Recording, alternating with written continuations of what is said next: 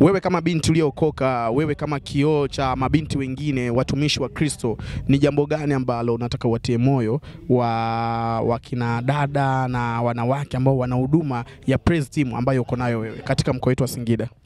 Mimi napenda kuwashauri wa dada wenzangu ambao wana huduma kama ya kwangu, wasitulie makanisani kwao tu, wanapewa ile nafasi ya kuimba makanisani kwa sababu hawatakuwa kwanza, lakini pia hawatapata vitu kutoka kwa watu wengine. Kwa hiyo wakisikia ibada kama hizi wachangamane, lakini pia wakubali pengine kuonywa au kubadilishwa, wasibaki tu na mtazamo wao wa makanisani mwao mle. Wao wanatoka kujifunza na kushiriki pia, lakini pia wasikate tamaa katika kumtumikia Mungu. Okay, tunamwamini Mungu kwamba atafanya mambo mengi katika mkoa wetu wa Singida.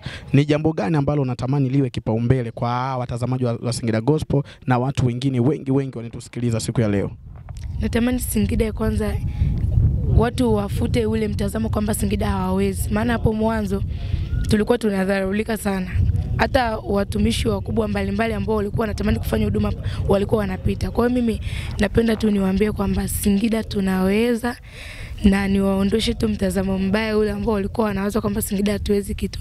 Kumbe Singida tunaweza na tunaweza kufanya vitu vikubwa zaidi. Kwa hiyo waiangalie Singida kwa mtazamo mwingine kuanzia sasa hivi.